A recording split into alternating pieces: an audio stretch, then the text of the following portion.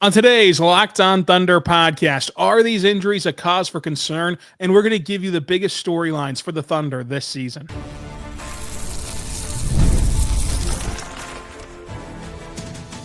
You are Locked On Thunder, your daily Oklahoma City Thunder podcast. Part of the Locked On Podcast Network, your team every day. Let's get it going on the Locked On Thunder podcast on the Locked On Podcast Network, your teams every day. I am your host, unit member and beat writer for Thunder on SI, Rylan Stiles. Follow me on Twitter at Rylan_Stiles. Follow the show on Twitter at LOThunderPod. Email the show, LOThunderPod@gmail.com. On today's show, we're diving into, are the injuries a concern for Oklahoma City as they pile up a little bit? Our takeaways from the first couple preseason games and the biggest storylines to watch for this Thunder team this season with Brandon Rahbar, DailyThunder.com, 1077 The Franchise, Thunder Roundtable, everywhere in the world. You can find Brandon Rahbar, including on the OKC Dream Team.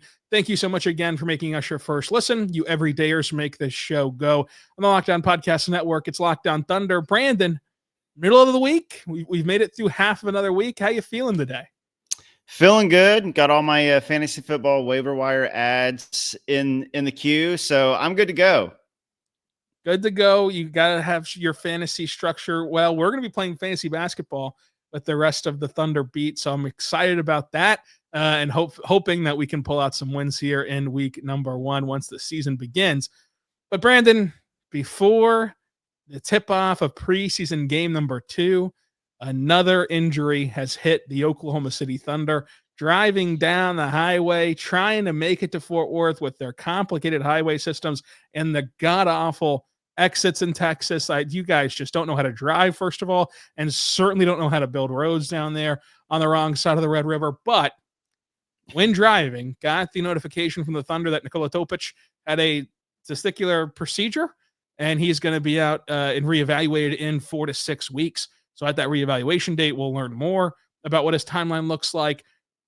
But you now add that with Thomas Swober, who tore his ACL before training camp even began, and then Kenrich Williams, who had a knee operation, knee procedure scope type of deal on media day, and then you do have Carlson with a slight calf soreness, and you do have Ajay Mitchell with an ankle thing. Those have been explained as like very, very, very minor. So I'm not even going to count those for the sake of this segment. But do you have any concern about the injuries that have piled up on OKC? No, look, the Thunder have probably the best depth in the NBA, and they will use that depth. And look, ultimately, I'm just bummed out for Sorber and for Topich because they're two rookies coming into this season. I was looking forward to seeing them, and I was excited to watch how they were going to fit into this rotation and onto this team. And, Topich is just going to be moved back a little bit now, 4 to 6 weeks. The season will start a little bit later here in a couple weeks. It's getting close, Rylan. But he'll miss the start of the season. But ultimately, this team is still the team that won the NBA title last season as far as like all the rotation players go. Like Sorber is a rookie. He wasn't in that rotation. Obviously, Topich was redshirted last year. He wasn't in that rotation. Obviously, Kenrich was in and out of the rotation. He had minutes, and he'll be back soon. So ultimately, as far as like any concerns about this team and what it means and like the win-loss column, no concerns there whatsoever. I'm just bummed out for these guys, especially these rookies that, I know we're really excited about starting this season. Topich will be back. He'll be back soon. And it's just kind of putting off his rookie season just a little bit farther, but he'll be fine. Yeah, I think that's how you have to separate it is, personally and then professionally on the court. Like, yes, it is disappointing for Thomas Swober to work his way back from that foot injury, get on the court, get ready for training camp, and then tear his ACL. But that happens. Like that's just life in basketball. You're going to get hurt. And then for Topich, he rehabbed all last year from that 20 ACL, played really well in Summer League, played really well in his preseason debut, and then has a testicular procedure, which has nothing to do with like an actual injury in the sense of like, it's not like he's injury prone. It's not like anything bad happened to him. It's just a procedure he needs to done. And so it sucks that he's not going to be able to play for his own personal sake. But for the Thunder standpoint, like if you look at this very callously as just who's on the court and putting in Kenrich, Sorber, and Topich into this pot, if we get to the middle of November, whenever these timelines are for Kenrich and for Topich, if we get to the middle of November and we're looking at the standings and we're saying, man, the Thunder have disappointed to start this season, and it's because they don't have Topich and Kenrich Williams, like something's gone really wrong. Something's gone really, really wrong for this team, whether it be more injuries, whether it be disappointing play. These guys are not the hinges that will be holding this thing together for this team to accomplish whatever goal they have. And you mentioned Kenrich even. He's a great locker room guy, and he's the ultimate professional. I mean, he can fill in any spot on the floor in that wing and center group playing small ball five, and he is a really great locker room voice for this team. He still has a voice with being sidelined in street clothes, but he is more of a dirty work kind of guy. He's more of a soaking up minutes whenever you need him to, an innings eater type of pitcher, so to say, for Kenrich Williams. And then Nikola Topic, we've talked about it as recently as on Sunday about the plan for him could have always been to not really be in the start of their season rotation. So you lean on that depth, you lean on that talent on this team, and it shouldn't hinder, it shouldn't change anything about this Thunder season. So as long as it stays right here, as you're missing Sorber, you're missing Kenrich, you're missing Topich, not the end of the world. And honestly, it shouldn't even be a blip on the radar. It should be icing on top of the cake once those guys do return to the fold, versus oh, thank God they're back. Thank God that these guys are back in the lineup. Because if we're saying the latter, again, something's gone really, really wrong for what this team is supposed to be.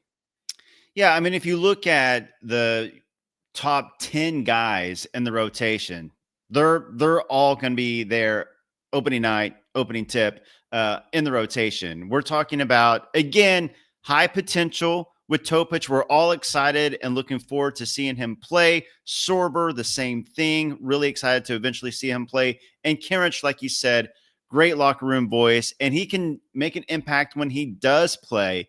But when you're looking at projected minutes on this team, the top 10 guys, too deep, they're all still healthy and ready to play opening night. So ultimately in the win-loss column, these injuries that are piling up shouldn't affect that. Just personally disappointed for the guys. Like you said, Kenrich will still be a voice. Topich be reevaluated in 4 to 6 weeks, and this team is going to be ready to roll. Yeah, and I honestly think that this stuff matters. If you really want it to mean something, it matters more from now until October 21st than it does past October 21st, because you just saw them on Monday play the Mavericks, and they had 9 available guys. And so Kaysen got hit in the eye, and Jay Will, pulled up lame with a leg thing that he was able to battle through and play through in a preseason game. And you turn around today and you're likely going to practice today and then play another game Thursday and another game Saturday and another game Monday. And you have 6 preseason games to get through for this team, that you just need fresh bodies and healthy bodies. Like, it could change maybe some minute detail in that regard, but even then that's a bit of a stretch. So you can really see how we're grasping at how this really does affect OKC, when in reality it honestly doesn't. It honestly does not right now. And so I think that with these injuries, bummer, especially for the person that is involved. It's a bummer for Kenrich, a bummer for Topich, a bummer for Swober. But as a team level, as a basketball fan, as someone looking and analyzing this team, it should not render any real emotion other than, man, I wish for those guys' sake they were healthy, the same way you would for anyone else. But coming up, let's talk about the preseason. Got underway with a preseason back-to-back. Really tested those of us in the media as well. They threw us into the deep end to start this season, but there's plenty more preseason to come. What's our takeaways to this point, and what are we looking forward to Thursday against Charlotte? But first, I want to say right now, our good friends over at Monarch Money, folks, go check out Monarch Money today, because Monarch Money is there for you. Most people can't even name all their financial accounts and even what they're worth, whether it's 401ks, properties, investments. When you don't have the full picture, you end up leaving money on the table.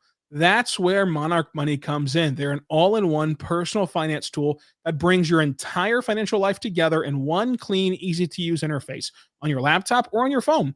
Monarch is built for people with busy lives. If you've put off organizing your finances, Monarch is for you. Monarch does the heavy lifting. That way you can link all your accounts and minutes, see clear-cut data visuals, get smart categorization of your spending, and feel in complete control of your money without ever touching a spreadsheet. And this is not a math pod, so I'm very thankful for Monarch Money, but I also love the features that they give you. I mean, seeing where you're spending your money up front allows you to make better decisions with your money, even as simple as your budget. How much are you realistically spending on streaming services? Some streaming services that you probably haven't watched anything on in a couple months. Do you really need to keep paying for something you're not using? That's what Monarch Money can alert you to, and so much more. Go check them out today, and do not let financial opportunities slip through the cracks. Use code LOCKEDONNBA at monarchmoney.com on your browser for half off your first year. That's 50% off your first year at monarchmoney.com. Code LOCKEDONNBA. We're back on the Locked On Thunder podcast on the Locked On Podcast Network, your teams every day, here talking about the Thunder as they trudge on through this preseason with Brandon Rahbar. Brandon, we've had 2 preseason games, albeit 2 dramatically opposite games. They had to try to compete and make a feverish comeback against Dallas that fell short, and they blew out Charlotte. But the through line through those 2 games, they sat 10 and 12 players in both of those games. Like, they just did not play any of their true stars. They didn't play any of their top guys. You wonder if the plan is like, hey, we're playing 6 preseason games and 3 games in 4 nights. Let's just let our stars, who just had a short off season, let's let them just play in front of the crowd, in front of the home crowd, and maybe they'll play Thursday, maybe they'll play, against Denver, and they'll kind of be in front of you all in the audience. That I can't wait to go out to the Paycom Center again. So we'll see what their plan is there.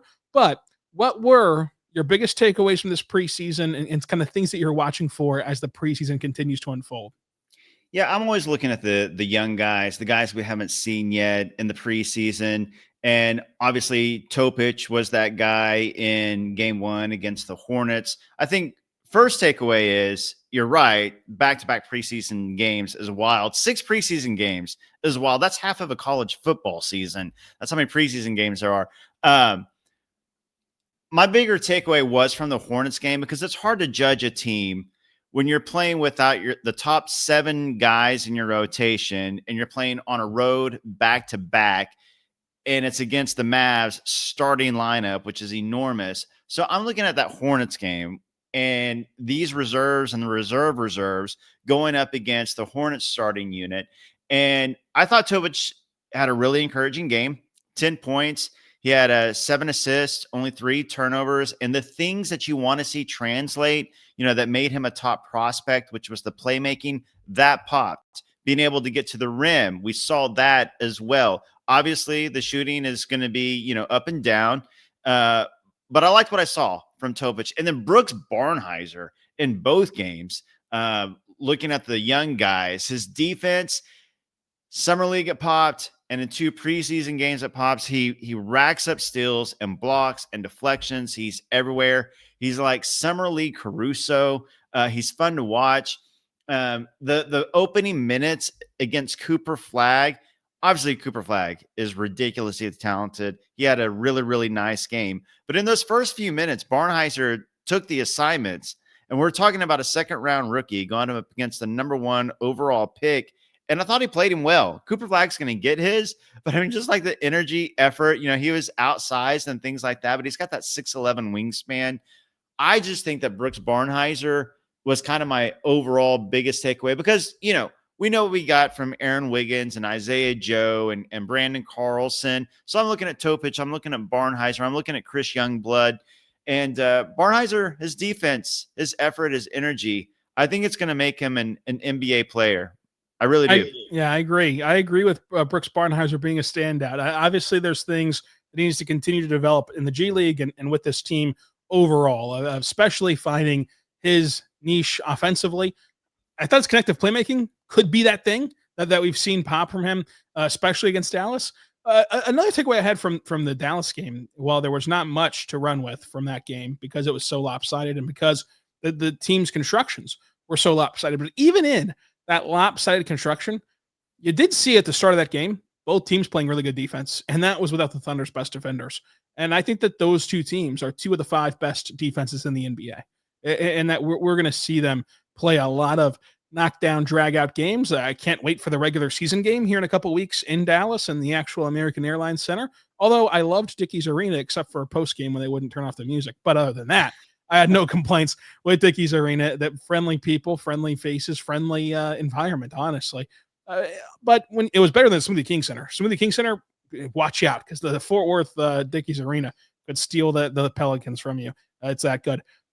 When you look at the rest of this preseason, though, we don't know who will play and when. we imagine that like Shai and Chet and the rest of these guys will play at some point, but is it going to be Thursday?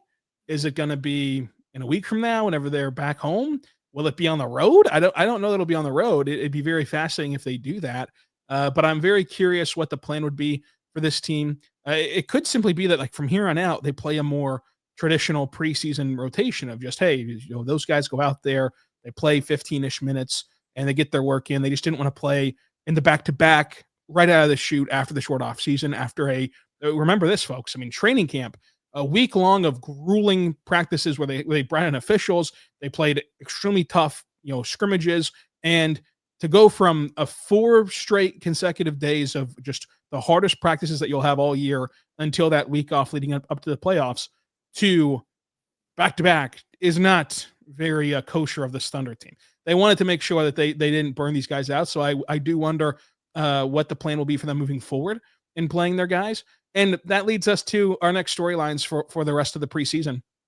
I want to see Brooks continue to develop. I want to see Chris Youngblood, especially defensively, because Chris Youngblood, I'm very comfortable with his offense. His offense is a legitimate sharpshooting three-point guy.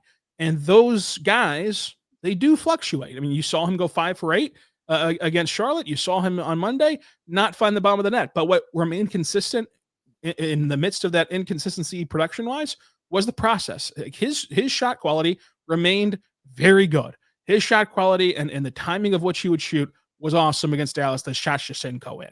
If you pause the highlights right whenever he let the ball go, you would have thought they were going to go in.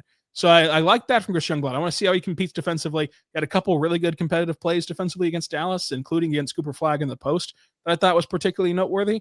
And so long as Chris Youngblood can continue to prove out to be a slightly below average to average defender, he does enough offensively that makes me suggest that he should be the two-way guy for this Thunder team on that third two-way contract. There's still a lot of options out there, both on the training camp roster, but also externally. They can just sign anybody to that two-way deal that they want. That's how they got Brendan Carlson in the middle of the last season. So everything's still on the table, but my vote right now would be for Chris Youngblood to get that third two-way deal. So watching him still play will be a lot of fun. Is there anything else that you're looking forward to for the rest of this preseason, or are you just on to October 21st? I'm probably on to October 21st. I mean, this is the team that won the title and they're all back. I mean, there's not really many question marks besides what you said, who gets the last two-way contract. And I'm rooting for Chris Youngblood. He would fit the Adam Flagler role as far as like that last two-way contract. So it makes sense. He's fun to watch. And like you said, if he can develop his defense, because on this team, you got to be able to play some defense or at least have the effort. Anything else, though, is just we know what this team is. And, I'm just ready for opening tip against the Rockets. I just don't think that there's many question marks when it comes to this team. So, yeah, I'm excited to continue watching the young guys play. I'm excited whenever, all the main guys get into a game, the dress rehearsal, whether that's Thursday at home or, we might see a couple of games where those guys play. Looking forward to seeing them play, of course. But yeah, not much else, which is a good thing. That's a great thing, because a lot of teams, there are question marks with roster spots and contracts and things like that. With this Thunder team, you win a title, you return everybody, you go try to do it again. That's the storyline. Yeah. And I think that the only thing that I would be interested in watching from the guys who haven't played yet would be Chet, and not in a sense of like, we're going to learn anything about Chet, or that he's got to prove anything, or that you can take anything away from whatever minutes he gets in the preseason. But he's such a wise basketball, person. His mindset about basketball is very, intuitive with what it should be. And he talked about this media day of, in the summertime, some guys use it to live a lifestyle that they can't live in the real season.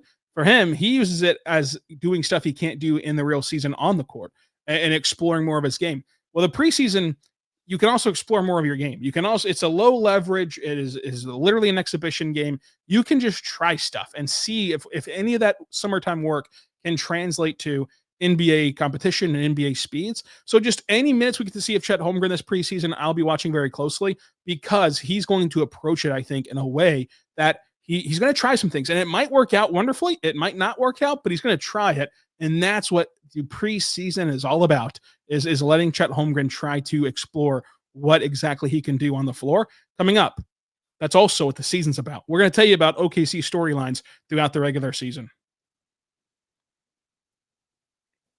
But first, I want to say right now, better friends over at FanDuel. Go check out FanDuel today. FanDuel is incredible. The NFL season is in full swing. FanDuel is offering you a can't-miss offer right now. New customers can bet just $5. And if your $5 bet hits and you're a new customer, you get $300 in bonus bets to use across the app. You pick a bet, you put down $5. If it hits, you unlock $300 in bonus bets to use across the app. So go right now to FanDuel.com. Download the app today and get started. If you're only into the NBA, not only can you bet on awards, you can bet on who will win the championship. You can also bet on opening night, with the Thunder are 8.5-point favorites against Houston. Check them out today at FanDuel.com. We're back on the Lockdown Thunder podcast on the Lockdown Podcast Network, your teams every day. Talking with Brandon Rahbar. Brandon, what's your biggest storyline? Whenever you think about October 21st and you think about opening night and you think about the start of this season, what can you not wait to find out about this Thunder team? I hate to cheat here because I'm basically copying and pasting what you just talked about. I'm excited to see Chet because the version of Chet that we saw last year when he came back from his hip injury was not the same Chet that we saw pre-injury. It was a small 10-game sample size. But before that injury, that's the best Chet we've ever seen. He was dominating offensively and defensively. He was aggressive at the rim. The version of Chet that came back was essential to the Thunder winning the championship. He made a huge impact in the playoffs and in that title run defensively. And I mean, he was huge. The Thunder do not win the title without Chet, but he can get better. And I think he is going to get better, and he's healthier. And I just think that, one of the big things about this Thunder team is improvement. Yes, they won the title, but turning the page and how do they improve? Wholly as a team, for sure. Individually, for sure. But Chet is kind of the guy, I think, that can really take this team to the next level if he plays at that level that we saw, before the injury. He's healthy. He should be better. I'm excited to see this version of Chet as this team collectively improves and gets better, how that version of Chet will improve this team. Yeah, I totally agree with you. And we had a podcast earlier this offseason talking about who has the most pressure on them on this roster. And pressure's not a bad thing. Like, pressure is oftentimes earned. Like, you don't put pressure on guys who aren't supposed to be good. And Chet taking the next step, especially offensively, is a lot of pressure on him, but it's something that has to happen for this team to defend their championship trophy. And so you want to see what he looks like throughout the course of the season. Now, obviously, you don't want to judge him too prematurely. You want to let him develop. I mean, you look at J-Dub last year. If you really sit back and analyze his numbers, he was a completely different player as the season went on versus at the start of the season. People were like having some overreactions about what he could be or what he can't be or what he could do. And at the end of the year, he had a 40-point game in the finals and was a bona fide number 2 scoring option for the champions. So as a third-year player, like as a guy who was exceptionally young. So you don't want to overreact too early, but it is going to be something that's constantly talked about on this show and everywhere else about the Thunder and about Chet Holmgren. My storyline is Ajay Mitchell. I've bought a lot of stock in Ajay Mitchell this summer. You've been here for my bold predictions of him being a top 8 player in this rotation by the end of the season. I want to see it happen. I want to see him really take the reins and really cement himself as a pivotal rotational player for this team with what he can do off the ball, playing off of Shai in those lineups at the end of quarters, what he can do playing on the ball and getting downhill at the rim, and what Mark Daigneault talks about this training camp, that they envision him as a plus defender down the road. He's not there yet. He didn't say he'd ever be Lou Dort, but he did say he can be a plus defender. So making those improvements and adjustments defensively and really honing in his offensive game. I think that it can be a big year from Ajay Mitchell in year 2, and that can be another guy who pops, especially if he can maintain that 38% shooting from 3 and up the volume and help a team out that last year finished 13th out of 16th in the playoff field from 3-point land. They need to be better at that. Ajay Mitchell can help them be better at that, and I really want to watch him play this year. I really like that call because Ajay Mitchell is the other guy on this team besides Shai and Dub who can be that creator, ball handler, playmaker, but also be a plus shooter. He can drive to the rim. He can create for himself. He can create for others. And if, like you said, he can become a plus defender, I mean, we're talking about an all-around player, and he does have that potential. So I really, really do like that call with Ajay Mitchell. He really can be a difference maker off this bench. That was something that the Thunder could have used. Obviously, it didn't matter. But if you're looking at, the playoff rotation, like, another ball handler, another creator, another guy can get his own shot, set up shots for others, that would be a nice piece to have. And the Thunder have options now with Ajay Mitchell and Topich when he comes back. But Ajay Mitchell, he showed so much promise and I think surprised everybody before his injury, coming in as a second-round rookie on a team that had just won 57 games the season before and was considered the favorite to go to the NBA Finals. And, of course, they did. And from day one, from the tip, he's earned a spot in the rotation. Just so impressive from Ajay Mitchell. And obviously, we saw him back at Summer League. He looked too good for a Summer League. So I do think that he could be an impact player for this Thunder team. Another storyline I'm watching is Aaron Wiggins defending forwards because I am all in on Aaron Wiggins. I have been since before the Thunder drafted him as one of my guys with Mavs draft that we had our pre-draft pods about him. And of course, throughout his summer league process where he really shined for Oklahoma City in what was a bad start to summer league for the team as Josh Giddey had his injury at the first game, almost the first possession of the game, if you recall. But with Wiggins, like this guy is their third best shot creator on the team. And that's very valuable. He can score at all 3 levels, especially at the rim and especially from 3.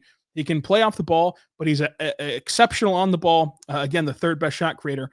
The way to keep him on the floor sustainably is through him gaining comfortability defending forwards. And a lot of people take exception with this. You have to really understand what's being said. Wiggins can defend, and he can defend guards really well. But he admits he's not comfortable defending big forwards, and that's the role he's casted into. And maybe they can find lineups where that's no longer his role. But to date, they haven't done that. And so with that being said, if he can just get a little bit better whenever he's matched up with the bigger wings like a PJ Washington, like a Aaron Gordon, like guys of that archetype, then he stays on the floor more, he scores more buckets, and this team's offense looks a lot better. To your point, last postseason, the only reason why that Denver series went long and that Indiana series went long, the biggest reasons why, I should say, not the only reason, but the biggest reason was at times their half-court offense really stalled out. And if you can keep a guy like Wiggins on the floor, he helps your half-court offense in a big way, regardless of if he's your bucket getter or if he's an off-ball complementary player. And so I think that Wiggins staying on the floor is a big deal, and this would help him do that. Yeah, I think that's a great call as well. Another storyline I'm interested in is, does Shai get better again? Like every offseason, we're like, okay, Shai can't top what he did last season. Okay, he did it this season, but there's no way Shai can top what he did last season. He keeps getting better, and he just turned 27 over the summer. Like that is considered just entering your prime years. So there's a possibility, despite the fact that he had one of the greatest seasons of all time, one MVP, Finals MVP, Western Conference Finals MVP, scoring title, all those things. Shai works on something every summer, and I'm just curious what it was this summer that he worked on, and that he comes back and he tries to improve upon. Obviously, if Shai is the exact same player, that is incredible for the Thunder. You will take one of those seasons every season, and there shouldn't be any pressure on him to improve from what he did. When you have an all-timer season, you don't expect that to repeat. I'm just saying every season so far he's improved. So what's it going to be this season? I don't know. I think that you nailed it with, every year we've been trying to put him in a box of like, okay, well, he was a fringe all-star. That's great. And that has won the trade for the Thunder. That's awesome. Okay, now he's an all-star and an all-star starter. Wow. Top 5 in MVP. Wow. Runner-up in MVP. This is it. Like this is the leap that he's made. And then he wins MVP, and he has a historic season that can only be compared to Michael Jordan. Like I'm done putting a limit on what Shai can do until it's proven that he's reached that limit yet. So I want to throw it back to you with this. If I told you that one of these two options happens, he comes back as an even better playmaker than he was a year ago, having already made a significant stride as a playmaker last season, but he comes back even better as a playmaker this year. Is that more important, or he's just unbelievably comfortable shooting from three? He's pulling up from three off the dribble. He's knocking down the limited catch and shoot stuff that he can get with this offense, and he ups his 3-point percentage and shoots on medium to low volume 40% from three. I mean, I think Thunder fans would happily take either option. Either option would be great.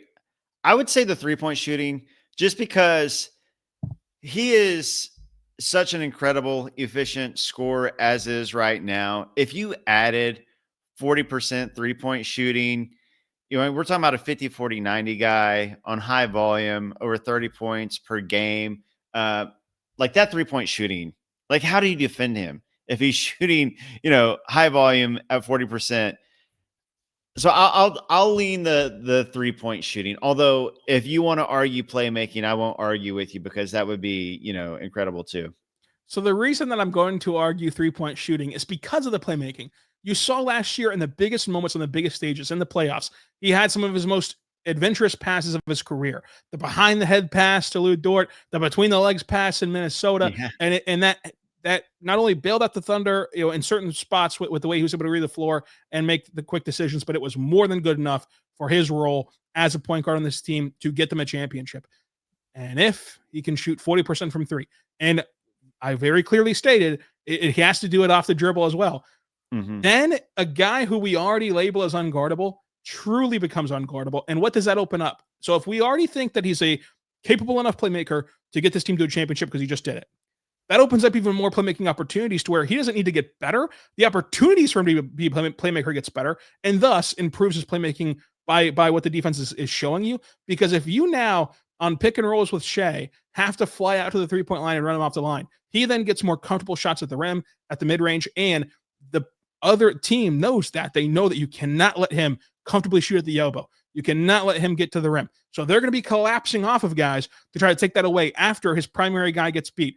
Then he makes one pass, and you have a talented roster around him that should knock down those open shots, and thus his assist numbers go up, and thus it looks like he did both. So I think that you get a 2-for-1 special if he improves his 3-point shot, and that's what I'm going to think about this season. If he can get better from three, it is kind of a 2-for-1. Yeah, and he's already arguably the best scorer in the NBA right now. Like, you could argue him. Some people would argue Luka. Some people would argue Jokic or Giannis. But he's proven it. But if you add 40% 3-point shoot, like, the discussion is over. Like, he would be, unguardable. There's that clip going around of him in the Netflix show saying, like, I don't consider myself unstoppable. I just consider myself very, very, very, very hard to stop. If you were at 40, I think he had about 5 more varies in there. There was. Yeah. I was editing for time. I was conscious of Locked On listeners. If you added 40% 3-point shooting to his bag, I mean, he would be unstoppable. I mean, I think even Shai would have to admit that. And if you haven't seen the clip, that it was not a joke. He quite literally stated like 8 varies before he said hard to stop. It was a great Shai moment there in the trailer. Can't wait for that starting 5 to drop here next week. That'll be a lot of fun. But Brandon, when you look at this Thunder team, we've talked about the storylines. We've talked about the preseason. I want to get an NBA storyline for you. And this can be a player. It can be a team. It can be anything that you're just ready to see once the season tips off. I guess I would say what West teams emerge outside of the top 3. I think everybody clearly has OKC, Denver, and Houston. But then after that, there's all these teams, all the California teams, the Lakers, the Clippers, and all their question marks, the Warriors. And then you got the Texas teams, the Spurs, and the Mavs. I don't know if they're going to stay in just this big, bubble amongst themselves and go fluctuate back and forth, or if one or two teams are going to like emerge out of that and become a contender out of that. I don't know. I think it's possible. But I'm very curious because this West is obviously so deep and so talented. And I think everybody thinks there's just 3 contenders, but will another contender emerge? The East is pretty cut and dry. It seems like, you got the Cavs and you got the Knicks. Maybe the Knicks make a move. And then you got the Hawks and the Magic who could possibly emerge as a threat in the East.